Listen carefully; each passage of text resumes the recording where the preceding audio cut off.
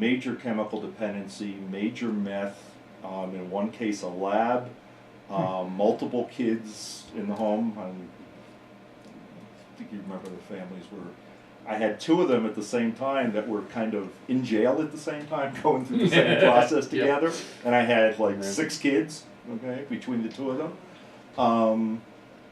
Went to jail for 6 months. Well, there's 6 months gone. Now they go to pre-release. Pre-release is 6 more months. I'm at a year and I haven't even started working with the family yet. They got to be out of jail and out of that piece, have a job, have a place to live, be stabilized, not back on drugs for at least 6 months before I'm going to return the kids. That all takes time. Well, okay, so I'm easily beyond 15 months, but they're working with me. They're doing the best they can. They're trying to stay clean. They're doing UAs. Nothing's showing up. They're all both getting jobs. They are getting a house. They are moving out of the community that they were in where all those issues were happening, trying to restart. Got 24 months. We put the kids back for a 6-month trial home visit to see, okay, can they do it now with the added pressure of the kids? Because you know what? If I got 4 kids but I don't have to raise them, oh hell, this is a hell of a life, okay? Put them back in the home. Can they now do it with all the demands? Because it's not just, I'm working, I got a job, I got to take care of the house, right now I got to take care of the kids. They still got all the other service stuff. They got to get the kids to therapy now once a week. They may have to get kids to doctors or other kinds of people more than once a week. They got a whole lot going on in their life that they never had before. Which is stressful. Very much. And if you're going to use again, that's when you're going to do it. So if I can get them through that, they're probably going to, both of those families, took them 3 years, but both of those families got their kids back, and both of those families are still fine. So it can happen, and we're willing to go that distance if we need to. Okay, even though we got that 15-month thing and it's there and we get really pressured about that, if that family is really working hard, I'm going to try to work just as hard to try to keep those kids in that family. Because the bottom line is, that's really what's best for those kids if it can work. And when they show that change, that desired change, I had a mom, I removed her child at birth. It was her 5th child. She had 4 children prior, all terminated their parental rights to her. So she's had 4 children with a couple of people, and all of them had her rights terminated. Drug use, this, that, and everything. So naturally, when we got that call that she's, having another child, dad's in jail, drugs, so I came down there, and the first thing I did was remove that's a difficult removal. If you want to talk to any worker, talk to one who has removed moms anymore. That is, I don't care how crummy a parent you think she is, or what drugs she did, or how abusive she could be, the desire to be a mom is there 100% with a lot of these people, and you go in and you remove. That is a difficult removal. So I removed this child. He was in the NICU for a while. Looked like he was going through some withdrawal symptoms. Nothing in the cord blood, nothing to indicate. All her tests came back clean. Everything else was clean. So was it something that, was it residue? Was it something because of her past lifestyle? I don't know. Had the child out of the home. Worked with the attorneys. Didn't have a CASA. Really wish I had, but didn't have one. We did the rule in Great Falls. This was a cut bank case. I ended up going up there. She went to live with her mom. He didn't do anything. Didn't step up to the plate. Didn't do treatment plan. I met with him in jail. I met with him before he's going to do this, and talked with his parents and everything. He just fell off the radar. Didn't do anything. So I moved towards termination of his rights pretty quick, because he got other kids terminated too. She kept trying. Kept going. I had workers from other counties saying, "Oh, I see you got my workers." I'm like, "Yeah, I don't want for you to terminate because this family up here who's already taken one of their other children's ready for the sibling." So now they're calling me. Sure. Okay? And so now I'm getting all this pressure to go ahead and terminate. And I'm looking and I'm going, what do I really got here? What do I have? And I kept seeing Mom, and she kept being clean. And she went to her CD and she says, She says, she swears, I know I was a mess, I've been a mess, I deserve it, but I swear to you, I'm clean, I cold turkey, and I just quit this stuff. I'm done with this lifestyle, I swear I am. And I'm going, yeah, right. Okay. But, so, we have foster parents, and that's a difficult situation, because you have foster parents a lot of times who are looking also to adopt. And you get a young infant in their home, and they're seeing this all on the wall and everything, and then they have the other family out here and says, well, we have the sibling, so I got that little thing going on. And this mother is still working. But then it says they're still showing some effort, some drive. So I'm like, you know what? Maybe fifth time's a charm. So why does she continue to have children? Good question. Couldn't know the answer to that one. But she's And why making with this efforts particular guy? to- But the bottom line is, he was using and stuff like that, but she was as clean could be. I couldn't find anything on her. She did her UA, she did everything else. She presented well, and then she started parenting with grandma and everything else. So we returned the child on a trial home visit. Newborn, you're going to do this and everything. Maintain the watch, watching like a hawk. I ended up, when it was all said and done, she ended up with that child back. And the writing was on the wall. Everybody was all pointing their fingers saying, there is no way. But she did it. And, you know, you kind of, I was there too. I was like, I'm going down the termination road. And I was stepping in for, just like Dennis. My worker was out doing something silly like having a kid. And so I had to take the P1 call because I was covering her county. And so this is what it was. And I had an attorney there that was pretty vocal for his client, who was his birth mom. And I had to admit, he had some good points. Did she have this? Did she do this? So what made you remove? No reasonable effort. Statute said I could do that. But was there anything in the blood? Was there this? Was there that? No. It wasn't this. It wasn't that. It wasn't that. But we need to be involved based on her history. He wasn't saying anything about need to be involved. He was just establishing in court what this mom, where's she at right now, before the judge to do the best he could for his client. You know, her best interest. And so, long story short, like I said, she ended up with that child back in her care. I was totally surprised, as well as quite a few other people, plus a couple families that were very upset with the department's decision. But bottom line was, I had nothing out there to say that she wasn't going to do it this time. There'll be those cases That they're really rare, but yep. that, and I've had this with another male CASA myself, having to testify on this family with young children, newborns, and we're both on the stand holding back and choking down tears because we know they love this kid. They just can't take care of this kid.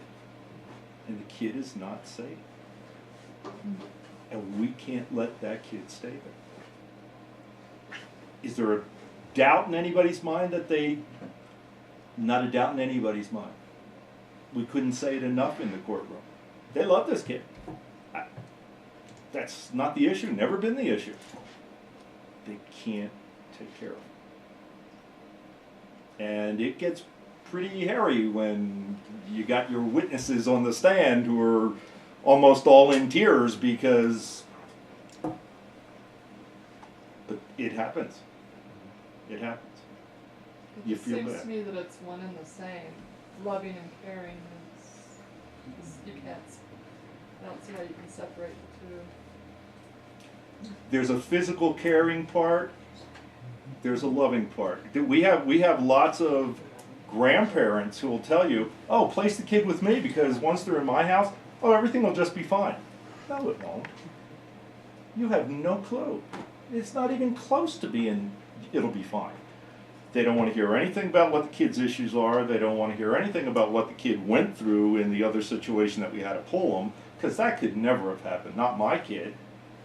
Yeah, your kid. And it's just magically going to get better because they're in my home. No, it's not. Family placements sometimes are the hardest placements because it also kind of divides the family. I'm asking you as the grandparent to now, here's your grandchild, protect him, keep him safe from your kid. From your daughter or Be son. the cop in your own family. that's pretty hard, because I would hope you want to help your kid, but you may not be able to let your kid see their kid unless you're there. Well, I think what you guys have been talking about, it probably gives us a little insight into your world, and that will soon be our world. But I do appreciate, that I think you really laid out a true picture of what this business is all about, and I just really appreciate the fact you're willing to give us this much time. Not a problem. I'm sure Got I'm any going to be questions seeing for I was me? gonna most say, of and them more a lot time. in the future, so that's Is okay. Too long statute, or is it a gray area? What do you mean? Too long away from the parent? You It's mentioned being away. 15 out of 22 months is presumed that That's the they're gonna be. ideal. So if the child's been in out-of-home care 15 of the last 22 months, the presumption is that reunification is not gonna take place. So this is where concurrent planning comes in, and the way to approach that a lot of times with families, when I approach it right out of the gate, was who do you want your child? Well, I want my child back, and I would say, I understand that, we're gonna work to that end, but if you die today, who do you wanna raise your kid? Do you want your grandmother, you want mom to do it? Well, and I put them in that and said, everybody needs to have a backup for where their kids need to go. I said, that doesn't have anything to do with the fact that you're poor or rich or anything else. If you die today, what, you're gonna will your furniture, you're gonna will your TV, and you're gonna will your Porsche or whatever you got. And you're gonna will your kids to. And that's what I started with families when I started looking at that concurrent plan. Because in 15 and 22 months, if they're not there, at least I've got that buy-in that this is where this child is going. And so that's the presumption of law. And like Dennis very well pointed out, we sometimes will buck up against that real hard because we see that law and people with addictions and everything don't fit into 15 to 22 months. Right. So is The that system a hasn't difficult presumption to overcome if you do bump up against that? The system hasn't It can kept up. be. Yeah, the system hasn't kept up with the fact that if you're heavily involved in methamphetamines, you're not going to turn that 15 months around isn't in it? 15 months. Yeah. Okay, especially then if the court's involved and the police are involved and you're locked up, that's physically impossible to get through that process in 15 months. Can't do it. Nobody can do it. But the law hasn't Caught kind up of to changed some of that. They're just unfortunately kind of making that assumption that, well, it's probably not going to be a good or safe place for that child to go back, so you know what, you probably, If it's the department requesting the extension, it's very, very rare that that's denied. If it's the Yeah. attorney for the parents, that's another story. yeah. What, oh, this is altogether different, Yeah. but since so many things have touched on meth, what is the level of recidivism of meth addicts once they've cleaned up? Do they tend to stay clean, or do they tend to go back? They tend to go back, I would say, Dennis, would you agree that because what meth does, we can give you the 2-cent drill, is meth, the dopamine factor in your head that says, woohoo, I like the roller coaster ride. Meth burns that out the first shot around. It gives you such a euphoric thing and it burns out all those receptors. And so you will never be as high ever again in any life experience or whatever it is as you were when you were on that euphoric meth ride. So having now you've burned those out and you've done some serious critical damage to the head. So they continue to look to try and get there, like every addict, look to get back to that first high. And so that's what's the addictive power of it. And then you come up with other substances like meow and bath salts type things and everything that are coming out now. They're just meth in a different form. But he's very right. When you're working with someone, there are the people that have turned it off and have gone on to very productive lives and said enough is enough. I screwed up and I'm not going to go down that highway anymore. But initially, what would you say? Almost 3 years, probably, before you could really say that might be clean. The literature says pretty much if you've been on meth, it takes a year for it to be totally out of your system. So along those lines, are there, when you have removed a child and then replaced them back in that home, are there a lot of situations where you take them back again? Not a lot, because you gotta really prove to me that you're ready to have those, because I know those kids back in your home. If you're gonna use again, it's gonna be because I put your kids back in the home, because now you're under so much stress again. And if you couldn't handle it the first time, I don't know that you totally have the skills to be able to handle it now. So you really would wait to make sure. Oh, I that wanna be they have real got things sure. under control before you put them back. That's why So in you're most not doing cases, it this. was 2.5 years before I went to that 6-month trial home visit to get those kids back to that And house. you don't consider them put back until after the trial visit? That's right. Okay. They are technically, that's why they call it a trial home visit, so our placement, our actual placement changes, they are Yeah. placed back in the home. But it's not really, and if we have to take them out, it is another removal, it really is. But the bottom line is, it's really a trial situation. We're not totally done with them, under those trial circumstances. Because I don't want to do that to the parents either. But during that time, you know, you could see some, I mean, if they come to you and they, you know, if you're talking and there's some situations going on in the home and everything, everybody needs a break. So we're not gonna just say, what he's talking about is not, it's gonna be, here you go, now you need to do this for 6 months. No, we understand there's gonna be, you know, respite care and there's gonna be other things built in, but we're gonna be looking at those. What if the child doesn't wanna go back? Well, depending on the how age of the child, is it 12? Yeah. 12, they can stand before the judge and state their wishes. I thought it was 14. 12. 12. The trouble is, you don't want to go back home because you got all sorts of a better life in the foster home than you necessarily have with what you knew you had before you left there. That's where that trial 6-month visit also comes in. You're there every day with your parents again. Things have changed. You need to see things have changed, because a lot of our kids, guess what? Of course they don't want to go home. Why would I want to go back to what I remember was what I came from? When a lot of these kids, this is the best they've had it in some cases, any part of their life to that point. That's why you've heard that thing called bridging the gap. I don't know if any of you are familiar with talking at foster families and looking at, because it used to be when I placed, you know, it was like foster family, work family, and never the twain shall meet. Right. So, you know, it doesn't work. So if you can make that, bridge that gap to where that foster family becomes kind of a support, and they slowly pull out, like we slowly pull out, and the kids realize that, and you've got 2 families now saying, we're going back home.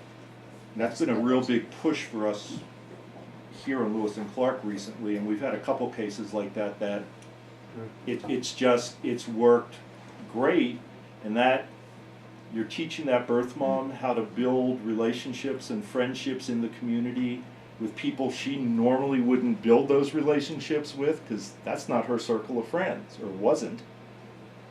Now you got this foster mom who's mentoring her, who took care of her kids, that she has this bond with and this connection with. They've gone to doctor appointments together for the kids. They've done we've had several situations now where that foster mom is now her babysitter when she goes to work on Sundays.